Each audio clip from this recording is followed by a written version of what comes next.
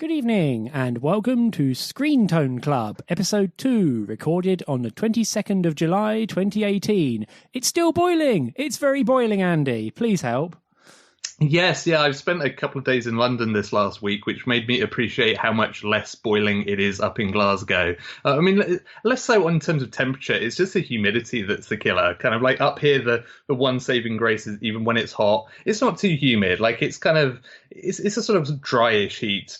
But then going down to London just reminded me of what a sweat-soaked nightmare that place is when it's particularly hot, especially once crowded underground trains are involved. So not my favourite thing to do is kick around on a London underground train when the temperature's like 38 degrees. Oh God, don't. Oh. Yeah, I was in London earlier in the week for a comedy show, and I sort of looked at the two changes I have to make on the underground to get where I was going, and I thought, I'll just walk for 45 minutes. Fuck it. Like, that's probably more bearable, although still hot. So that's the bargain I made with myself. Anyway, this podcast is not about the weather, although, let's face it, we are already fulfilling our obligation of being British by talking about the weather. This is a fortnightly look at manga with a focus on joint discussion. My name is Elliot Page, podcast host, and joining me is Mr. Andy Hanley, as you have already heard, he of the 38 degrees tube pencil metal tube nonsense heat. Yes, I have survived. The sole thing that kept me going is I must do this podcast. I must survive till Sunday evening. And here I am. I made it. Oh man, I'm so glad I've made a lifeline instead of just a silly radio show. As a quick note, thank you to those who reached out about the first episode. Podcasts start and finish all the time. And it was nice to have some positive feedback on episode 1. We're still working on it. More stuff to come, more places for it to turn up, and I'll be more about that in the closedown. So let's talk about what we're talking about this fortnight. So first and foremost, we have Andy's pick, which is The Promised Neverland, Volume 1. So Andy, why don't you go ahead and, why'd you pick this, and what do you think of it? Yeah, so I picked this, as I mentioned on the previous episode, because this is one of those series that I've heard people talking a lot about in hushed tones, but always in very vague hushed tones. Like there are some series where people just kind of go out there and say, you should read this because X, X, X, and Y.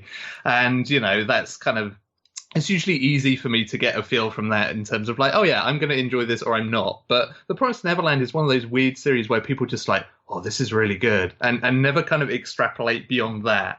And kind of now I've read the first volume, I can kind of see why in a sense. I will endeavour to kind of give a bit of a synopsis without hopefully giving too much away, although it is kind of tricky. I mean, the series itself kind of goes through a lot of things, gives a lot of stuff away really quickly. So yeah, that's kind of the surprising part about it. Yeah, I kind of thought maybe one of the reasons people were talking about it in the way they were was that it was a very slow burn, but actually it's in that kind of that good sort of shonen manga tradition where it hits the ground running pretty quickly.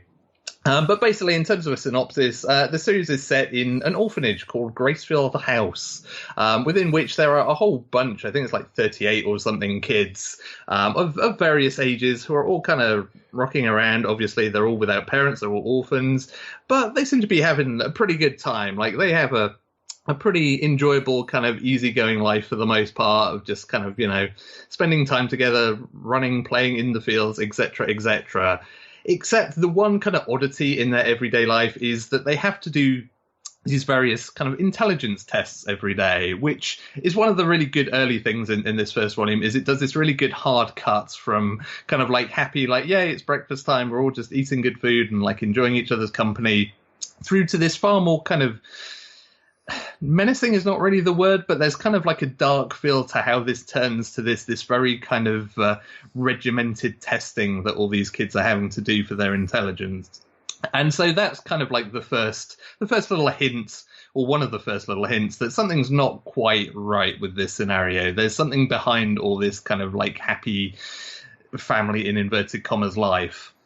And, of course, being an orphanage, you kind of expect that kids will come and go from said orphanage. So, the series follows kind of basically a trio of the oldest characters, or the oldest individuals in this orphanage. Emma is the main character, and then there's Ray and Norman, who are also kind of an equivalent age. I think they're all like 12 years old.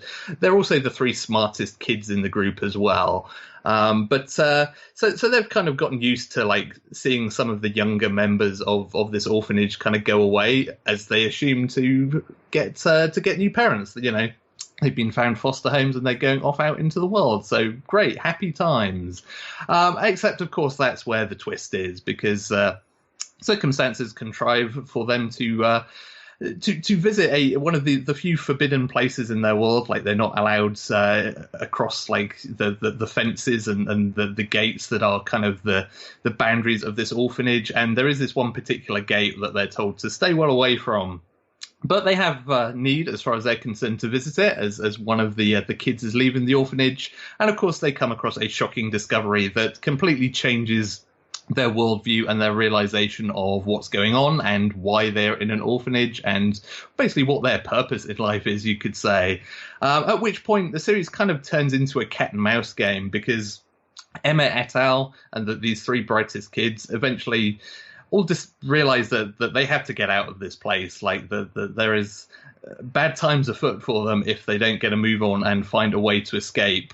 But at the same time, it becomes increasingly clear that escape is not going to be easy. That their mother, as they see it, is kind of already onto the case that something is awry and that somebody has found out something that they shouldn't in this orphanage. And so the game is afoot between the group that are trying to get out and the powers that be, as it were, that are trying to stop them, which is basically... I kind of thought this was maybe going to be over with quite quickly, and that the end of Volume 1 would be them escaping into the big wide world. But it looks like the cat and mouse game continues. I don't know for how long. I'm actually curious to read more and find out now, because it's very much, by the time you reach the end of this first volume, it's very much an escalation of that. And I will say I really enjoyed it. Like, for me, I guess if I had to kind of be comparative about it, there's kind of an Attack on Titan-esque feel to the world once you start to see what's actually going on. Like there's, you know, that sort of similarity of an enclosed world that there's sort of no escape from. And there's the kind of the oppressive nature of being in this relatively confined space from which it seems like there's no way out. And from within which, as it turns out, you know, there's plenty of menace and malice within those walls as well. And then that's kind of tempered with a side of, I know, the likes of kind of Death Note and Code Geass, where you've got this kind of cat and mouse game between these various clearly kind of smart factions who are trying to outsmart one another to try and get the upper hand. And it's kind of like, it's two things that I kind of enjoy melded together in a really entertaining and engaging way. Like it hooked me in pretty quick, and it did not let me go until the end of the volume. And as mentioned, I'm kind of on board to read more of it to see where it heads now. Yeah, totally. I'm right there with you. Especially like right from the get-go, like from page 3, basically, you know something is up. Like this is too idyllic to last, and like the first, I mean, like it lets you in on the actual main twist, quote unquote, the first twist of many, on page 42 of the first volume. It's just like, hey, check it out. Like, this is what's happening. And it really, like, the one thing, it's really smart about the cycle, about the information it gives you and what that means and how the characters process it and how you process it. And you come up with questions, and then 2 pages later, the characters ask that question, and you're like, oh, this is awesome. This is really smart. And like it throws in some really good like wrenches in the works, and it knows when to upset the apple cart, as it were, because you get these amazing moments and 2-page spreads where it's just like, oh, you thought things were this way. Actually, the story is already 2 steps ahead of you, and now the characters have to curse their powerlessness as they are. One thing it also reminded me of, and maybe this is just my sign, but it also reminded me of the animated claymation film Chicken Run. Because that has some of the same ideas, I suppose, of like enclosed world. How do we get out? Oh no, we're going, yeah, etc. So I don't know. That's maybe not an anime thing, but I'm totally with you on the Death Note part. But yeah, it's fascinating. Like I say, it's really smart in how it cycles through the various loops of discovery and tension, and the 3 smart kids, and they're all the 3 smartest kids. You know, Emma, Norman and Ray, they're all smart in different ways, and they all very clearly are going to have differences of opinion and conflicts. And, you know, Emma is a hilarious idealist of the Shonen Jump mold, and it's already become clear that someone's going to have to give something up at some point. But yeah, it's really amazing. And also the one thing that I have been constantly having to readjust is the scope of the actual thing they're stuck within. Like the actual, like, how big is the apparatus that they are part of? Like how big is their prison almost? Like, is there another wall beyond? Who's actually on their side? Is anyone on their side? What does everyone involve? And like it teases all this stuff out really smart. And as you say, like, you know, it's all, you know, from the get-go something is wrong, but the scale of it kind of dumbfounds both you and the characters themselves kind of at every turn, which is fascinating to read. So that's been really fun. Like, it's like, to use a rather benighted term, but it's a real page turner. Like, whoa, you know, you start reading it and you go, oh man, you know, I was burning through it, and I ended up missing today's Formula One race because I was so engrossed in it. So there you go. Yeah, I kind of had a similar experience that, you know, I normally kind of sit down and read this stuff in the morning when I get up at the weekend, and it's one of those times where it's like, I'm hungry, I should really go make some breakfast, but also, like, I'm only halfway through this volume and I'm going nowhere until this is finished. Like, my stomach can wait because this is more important. So I definitely had a similar feeling with that. But yeah, I think you've hit on a couple of good points there, because I think the way the series kind of makes you feel smart is kind of really well done, because there are some series that, you know, just telegraph everything in a way that is very unsatisfying. And there are some series that kind of throw its twists in such a way that you can never really piece it together yourself. And it never really feels very satisfying because it just feels like it comes out of nowhere. This manages to split the difference because, like you say, it gives you just enough clues and just enough rope that a few pages before it happens, you're like, oh, this is a problem, or, you know, this is an obstacle that was unforeseen. And then, like you say, a few pages later, the characters get clued in on that. And, you know, it gives you just that little feeling of like, yeah, I saw that coming, but like not in a really obvious way. And it makes you feel good about the process of reading and the fact that, you know, you were kind of half a step ahead there. And yeah, I think the other thing is absolutely like the overall scope of the world as a whole. Like, as well as just wanting these characters to escape, I also just want them to get out into the big wide world, because I want to see what the heck is going on beyond the walls of this orphanage. And it's very good at kind of really giving you little to nothing to go on in terms of like what they're going to find if and when they escape from this thing. And like, that's one of the things that absolutely has me wanting to read more, because like I want to know what they're going to find, assuming they manage to make it out of this crazy situation they're currently in. And, you know, there aren't many series that that do that with the sort of the bravery and the flourishes that this series does. Like, it would be so easy to drop in a bunch of kind of hints. Like, I feel like Attack on Titan kind of, it doesn't manage to hold its nerve all that long in terms of like, hey, what is there outside the walls? Like, it very quickly goes and sort of starts to fill you in on that stuff. Whereas this feels like it holds its nerve and is just like, nah, I'll show you in good time, maybe, or maybe not. You'll have to wait and see. And I do like that. That's definitely keeping me hooked in to want to read more of it. Yeah, one of the things that really helps with that is that the characters kind of know their powerlessness, and they are completely within an enclosed environment, and so even the things they have available to them are limited, and so they have to extrapolate from there. And you, as the reader, might have a little more because you get the like panopticon view of the manga reader. And that just means that whatever small snippets of extra information and inferences you can make, like I was like at the very end of the volume, there's a thing that happens with Mum, and I gobbled that down immediately. I'm like, what does this mean? What does this mean? Like, it's fascinating. Like, it's really gripping. Like at one point early on in the volume, I was actually quite scared that they were going to burn through all the mysteries. And I was like, oh man, are they just burning through this entire series really fast, and then it's going to plateau bad? And maybe it will. I don't know. I hope not. But like in this first volume, it's held its nerve so well. It's kind of ridiculous.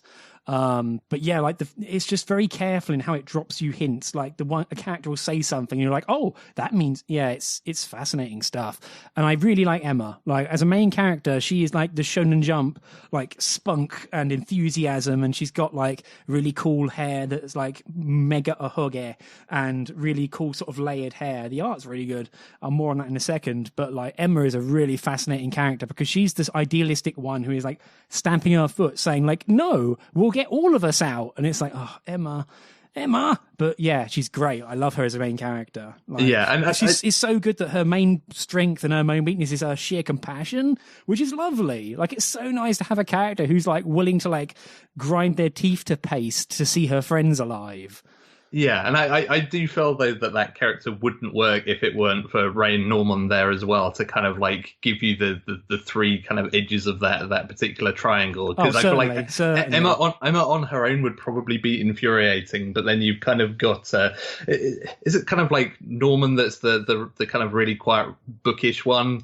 Who's just like total Mr. kind of pragmatist of like, no, like you need to stop thinking about anything other than yourselves. So and that's then there's Ray. kind of okay, that's it. That's right. And then Norman's kind of somewhere in between the two. Like he's still way more pragmatic, but he's also like, well, you know, he cares about Emma and about the others enough to be like, okay, well, maybe we can compromise somewhere in the middle. Like those two characters just balance things out really nicely. Yeah, the second character, I forget his name. Connor? No. Gordon? No. What's the second character's name? The blonde one. Norman, sorry. It ended in "or." But yeah, I think he's a fascinating character because he is such an amazing counterweight between everyone else. Like, when I'm talking to Emma, he is almost a counterweight to whoever he talks to. Like, he's kind of milquetoast and bland on his own, but that's what makes him really fascinating because he's like, yes, Emma's plan has problems, but I would like to see it happen. And it's like, okay, dude, like... Good for you. One thing I want to touch on quickly is the art. And one thing it does in particular that forgive me for saying this, because once I say this, you're going to notice it all the time, because I certainly did.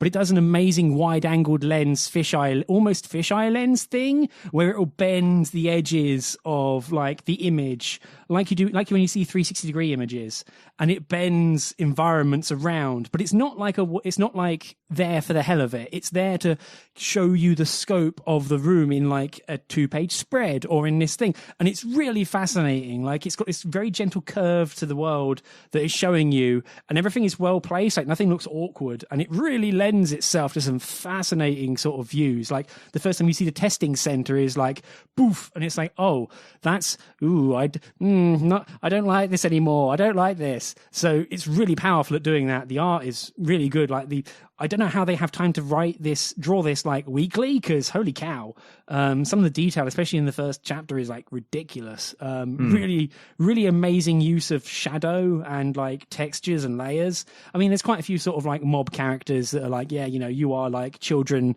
you know, 3 through 36 or whatever, but they all look cool. So, but yeah, it gets it really good on the art front on that regard. Like just. And like there's a 2-page spread early on. I think it's like page 45 and 46, like after the first reveal, which is like actually kind of like spooked me quite a lot because it's so abrupt. It's like, whoa, okay, So yeah, it's really powerful. Like when it wants to pull out a howitzer, it will totally shoot you with it. In the art department.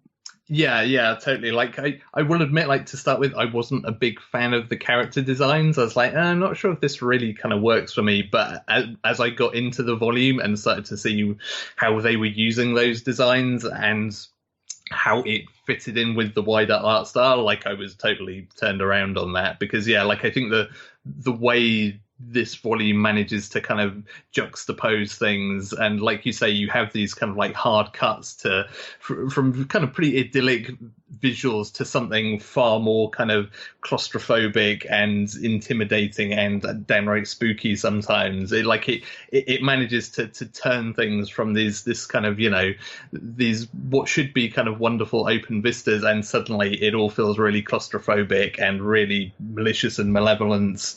And, you know, when it comes to depicting the sort of the darker stuff in this volume, like it doesn't hesitate or skip a beat. It just goes there. And like it really does a good job of kind of taking the tone wherever it needs to go. And if that means like a hard kind of 180 from like Happy Fun Times to the exact opposite of Happy Fun Times, like it's willing to do it, and it always makes that work. Yeah, it does some really good use. Like again, there's another point, like directly halfway through the volume, when there's an actual jump scare in the manga, and I nearly dropped my tablet. Like, it was ridiculous. Like, I felt so stupid, but it's like, oh god, like oh. But yeah, it's really. Yeah, like I really enjoyed it, and quite honestly, I'm probably gonna pick up the rest on after this podcast, because I didn't want to read ahead and be that asshole. Although I am usually the one who does it, saying, "Oh, I've read more." Like, I'm gonna read more though, because I really enjoyed it. Like, kind of ridiculous. I am slightly scared that it's already in 10 volumes in Japan, so. It's a Shonen Jump manga, so of course it's going to go a bit long, but I just hope it doesn't outstay its welcome or like miss its ending point, as it were, because I've seen that happen too many times. I mean, manga sometimes isn't good at ending, so but I have faith in it at this point. Like, at this point, I'll give it all the rope I can. So there is that.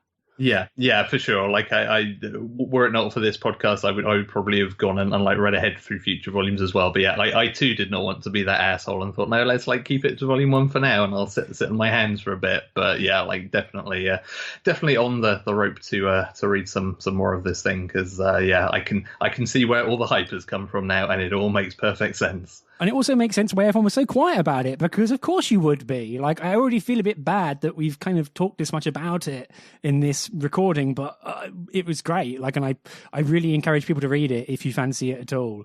So yeah, man, good pick, Andy. Good job. Yes, yeah, I was glad. I felt it was going to go one of two ways, and it went the better of the two ways. So I'll take the credit for that one. Cool. So coming down from that, I suppose, really, is Perfect World, Volume 1, which is not about dystopia this time. It is about a pair of old childhood sweethearts, well, kind of childhood friends, acquaintances, Ayukawa and Mokana, who are reunited in a works mix party. They're both grown up, they're both mid-20s, they're getting on with their careers. Wakana is the female of the pair. She is a interior designer, and Ayukawa used to be the basketball team ace, and is now training and working at being an architect, which is cool, honestly. And it kind of goes from there when at the mixer it turns out that Ayukawa has a spinal cord injury and is wheelchair bound and is basically paralyzed from just above the hips down. And it's a Josei sort of romance tale. And for this first volume, the two of them mostly just sort of hang out a lot and slowly kind of get comfortable with seeing each other again after like nearly a decade of not seeing each other. And slowly just kind of feeling out each other's comfort zones, and in particular Ayukawa's various travails, like his real life problems of being wheelchair bound and being paralyzed. And I really like this series, and I picked it to do this because I'd already read it by the time I picked it for this podcast, but I wanted to have someone else talk to about it. Given that I quite enjoy, like, it's not maudlin. Like, it'd be the easiest thing in the world to be like maudlin, or just to throw Wikipedia-based page of facts at you about the thing that's currently the characters are going on with. But it manages to tease out like enough education and also enough interesting storylines to really kind of like make it feel really worth digging into these characters and seeing their relationship. And it's also very grown up in how it presents it. It isn't like they're in high school still and they see each other every day and everything's the end of the world. Like, they're both adults, they've both got careers to get on with. Like, it feels slightly disconnected as a whole because, you know, they got careers and lives to get on with, and the times they see each other are few and far between, even though they work semi-closely. So it's like, you know, it has like a slightly ephemeral scrapbookish feel of a manga where various things just sort of slot into place. Like, oh, we went to the cinema. Oh, we saw someone else. Oh, we did this. Like, it all kind of picks together there. And that's kind of one of the reasons I like it, is it does feel very much more adult, and there's very frank discussions about some of the problems and just disabilities and discrimination against disabled people in just daily sort of issues. And it kind of doesn't labour it, but it does take time out in the panelling to say, hey, look, steps are a pain in the arse. Who would have thought? So but that's why I kind of like it. And by the end of the first chapter, the first volume, and this is not really a spoiler because you can see it coming from like page 2, is they agree to get together and tentatively pursue a relationship. But God knows what that's going to entail for both of them, given that especially Ayakawa has quite a few hang-ups, but you kind of can't blame him given what's happened. One of the nice things about this volume is you have a different sort of storyline with another kid who's recently had a spine injury, and it's all about sort of disability acceptance, and it goes about that again in a very pragmatic, very sort of adult way of like, hey, I ain't got all the answers, I don't like this either. So, you know, it's a really good read on that regard. But yeah, I really quite enjoy this manga. I've got volume 2 already downloaded because I bought it in the sale. I haven't gotten to it yet because, again, podcast. But I've kind of just gone along on this in a slightly unstructured fashion. So what did you think of it, Andy? Yeah, so I was kind of a little bit torn on this overall. Like, I guess my biggest issue that kind of plagued me throughout this volume was that I never really bought into the idea that Ayakawa and Kawana liked each other. Like, there are moments early on in this volume where they kind of flash back to their high school days of like, oh yeah, like this is how it used to be like when, you know, they hung out as teenagers. And it mostly just seems to be kind of Ayakawa being a bit of a jerk to Kawana and her kind of being like ambivalent in return. So I was like never really bought into the idea that, oh yeah, like she totally had a crush on him in high school, because the relationship never really felt like it worked in that sense. And that kind of followed through to, you know, when they sort of meet and start hanging out together a bunch, because the first volume sort of has a moment where it basically just says, oh yeah, we just started going out places a lot. And it picks sort of one example where they go to see a movie, which is, you know, pretty normal fare. And again, like, the volume does a good job of like looking at some of the disability issues around that, but it was also a point where like it felt like it could have sold me again on kind of the relationship and even just the friendship between these two, whereas it kind of all felt very sort of, it was just flat. Kind of there. Yeah, it was just kind of flat. And yeah, I buy that. I can see that, definitely. And it kind of like, in a way, I would rather this story have been about kind of two people of whatever gender or whatever, just kind of like being friends and kind of, you know, having the disability angle through that. Because as it stands, it kind of felt a little bit like a book that was, it felt like the author wanted to write a book about kind of living with disability first and foremost, and then bolted the love story stuff onto it, which is not necessarily a bad thing in itself. And as you mentioned, like the discussion of the sort of issues around disability and kind of the practicalities and the realities of it are all really well done. And I think there's actually like a proper like research credit in the end of the book, which shows that, you know, they've done their homework and just not like pulled this stuff off of some whatever stories they've pulled off of the internet. Like, you know, there's proper thought and research and you know, there's a genuine kind of authenticity that runs through it all. And all of that stuff is really interesting. But it felt like that would all have been equally interesting without the romance element that always feels like it's kind of been super glued onto the side of the rest of things, which is maybe a bit harsh on my side, but that was kind of like my main takeaway from it. Like I'm sold on the topic at hand, but the love story is just not, I just don't buy it, basically. No, I can see that, definitely. I mean, yeah, I think it's a case where it's a very good, interesting story with Ayakawa, and like Wakana has ended up somehow becoming the vehicle for telling this, which is bizarre because also one of the problems with that is that even the romance aspects are more about Wakana and her own reactions and her constantly questioning herself and her own analyses and it being her point of view, which makes it strange because it's not really a natural interaction as such. It's more just Wakana thinking about herself, doing things, and it's all very in her world sort of thing, even though Ayakawa is the far more interesting character. Well, interesting is a bit mean, but you know what I mean? Like interesting as in like there's much more to see there. But it's a strange thing in that regard. I think you're definitely right in there where, yeah, the romance kind of just happens because it almost seems like it's like, oh, there's got to be a romance here. It's like, does there? Well, I guess there does. Sugar. So, yeah, it's a strange combo. Yeah, Damn it. like I feel like the only kind of place where that works, and this is a little bit of a spoiler as a forewarning, but like, you know, there's a whole kind of story arc around Ayakawa's like previous relationship that started before his spinal cord injury, and like that was the one point where I like that works really well, and that was actually quite powerful in places, and that was a point that kind of made the other interactions between characters work, but that was kind of like, it almost felt like it fell into that out of kind of, you know, pure luck, when the rest of the volume seemed to be struggling with kind of you know, selling me on the relationship angle. Yeah, that one part that I got when I first read it, and how again you've brought to service, is that I almost want to see that storyline more. Like, I would like to see, like, it sounds mean and a bit cruel and a bit sort of suffering porny, but I'd like to see the previous relationship and how it collapsed, and how that gave rise to the current state of Ayakawa, which, again, sounds mean, but that's probably the more interesting storyline to, like, dig into, and probably is a bit more sort of applied and a bit more dynamic between the two of them. Yeah, it's strange.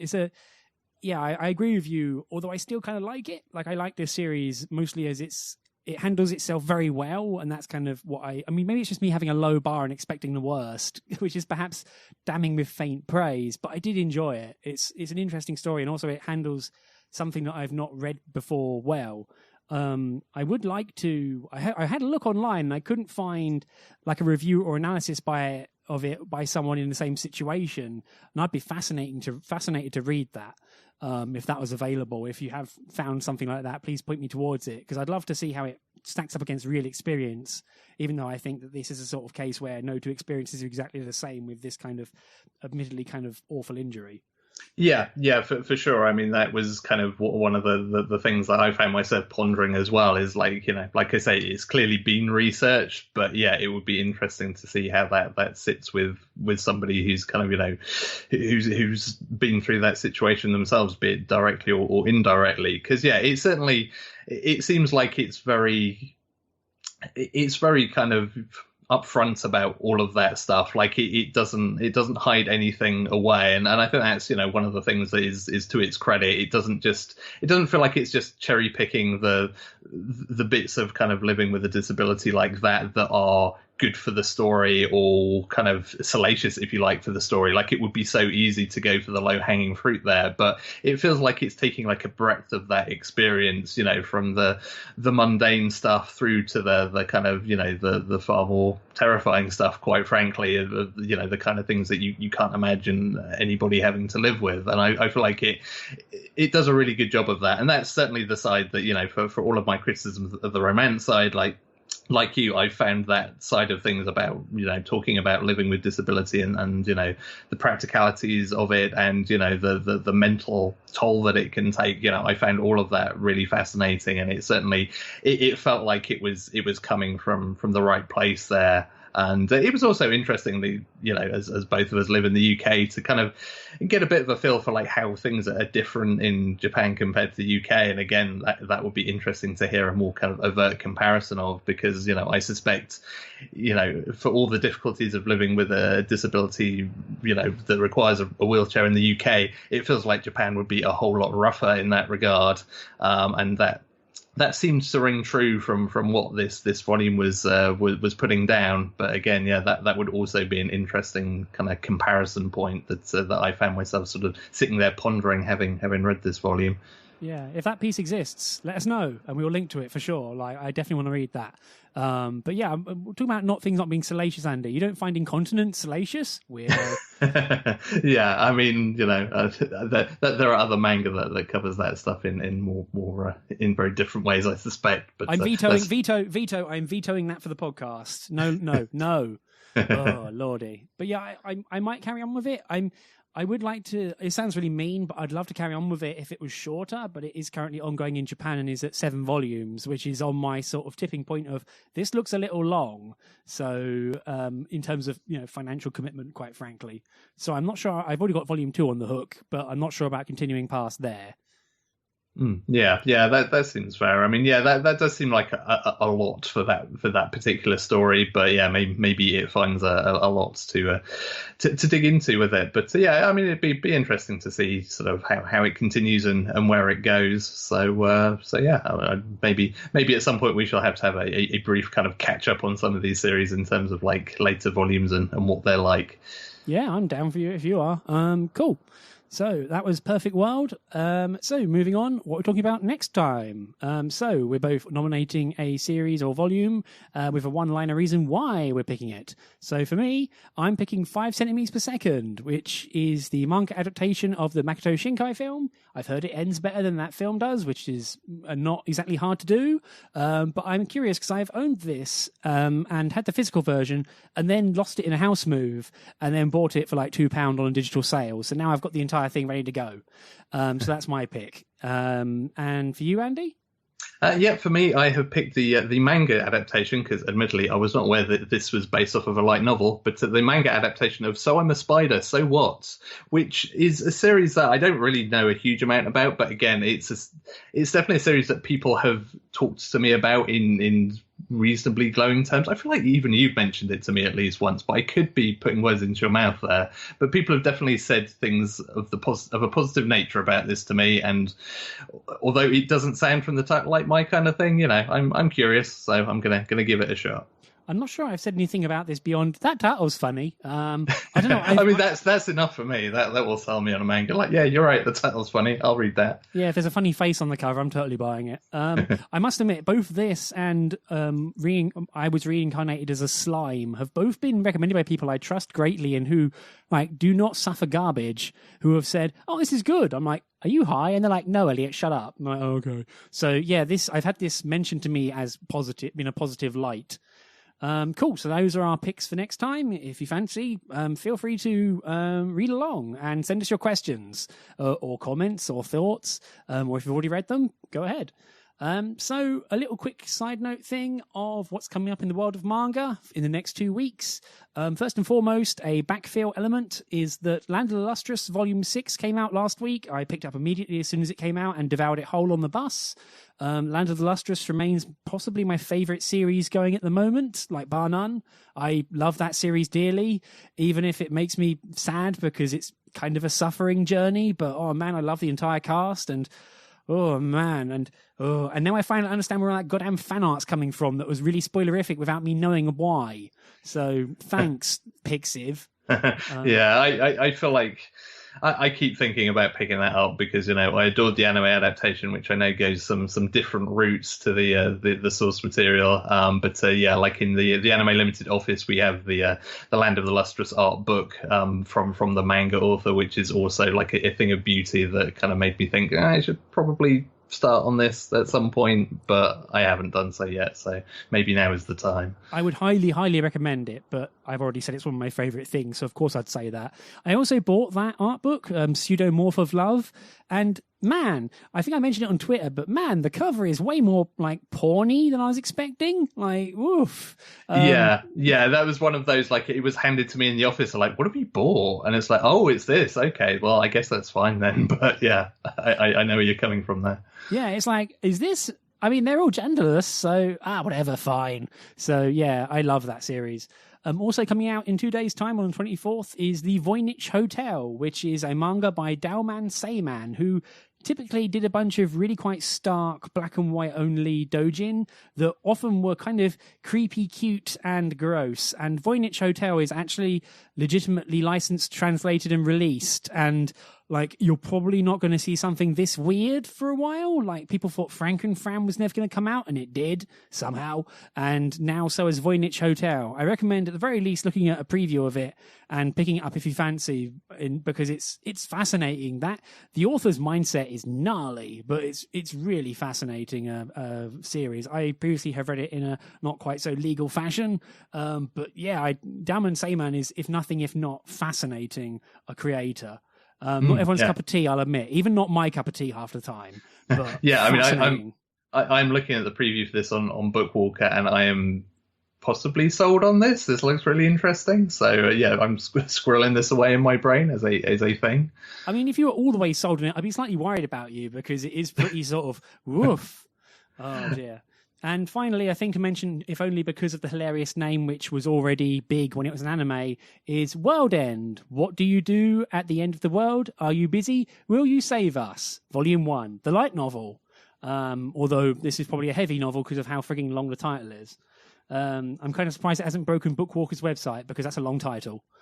Yeah, well, I mean, I'd like to think if Bookwalker was prepared for one thing, it was ridiculously long titles, because, dealing in the content they are, you're going to have to deal with that problem at some point. So a fair play that they were prepared. When they were building out that database, they looked at the database and said, like, oh, no, make the title field a big string. Like, make it a big string.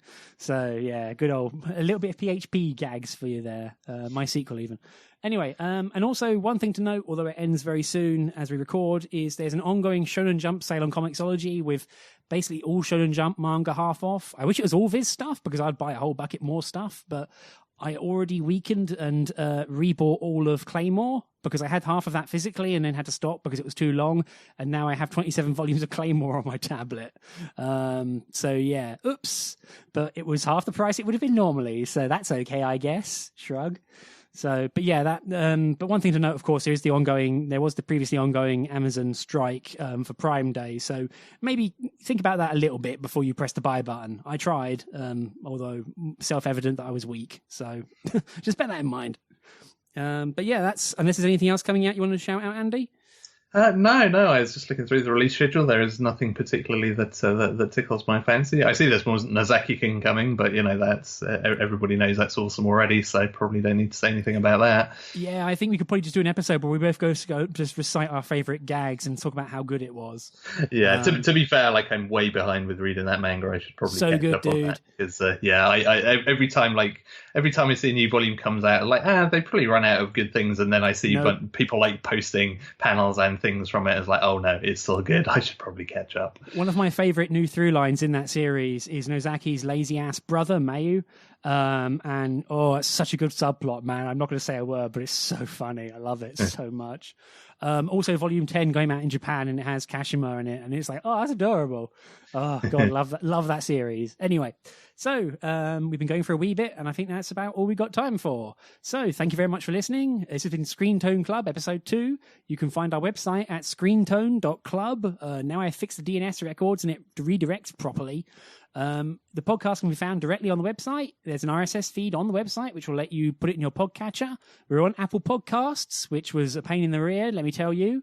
We're on Spotify as well, so that's cool. I haven't got a Spotify account, so I haven't been able to confirm it. And we're also looking at putting ourselves in more places as I plough through the various submission procedures and forms and such.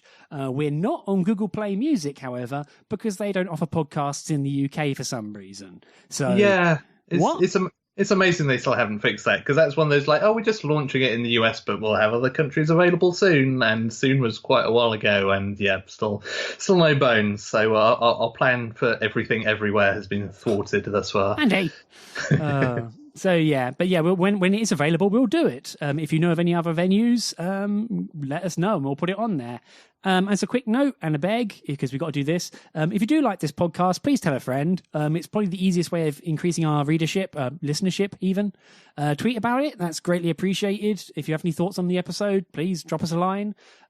If you use a podcatcher or Apple Music or whatever, if you could leave a rating or a review, those are massive and really helpful, because even one review really helps with their algorithm of how they display things. But yeah, that would be really greatly appreciated. We don't have a Twitter feed yet. I'm going to set that up at some point. As a quick note for personal plugs, I'm Elliot. You can find my stuff on moesh.it. Not much on there at the moment because I'm still working on fixing it. And Andy? You can find me on Twitter at Hannah's1979. Oh yeah, I'm on Twitter as well at Elliot Page, when I'm not temporarily banned for saying mean things to Elon Musk. How dare you question his submarine? It would have been great. Dude, it was legit the longest 12 hours of my life because I couldn't favourite cat tweets. It was hell. Yeah, I think that is the true dystopian nightmare of being banned from Twitter and not being able to look at the cats. Yeah, what else is there? Anyway, so thank you very much for listening. Have a lovely evening. Bye, everyone.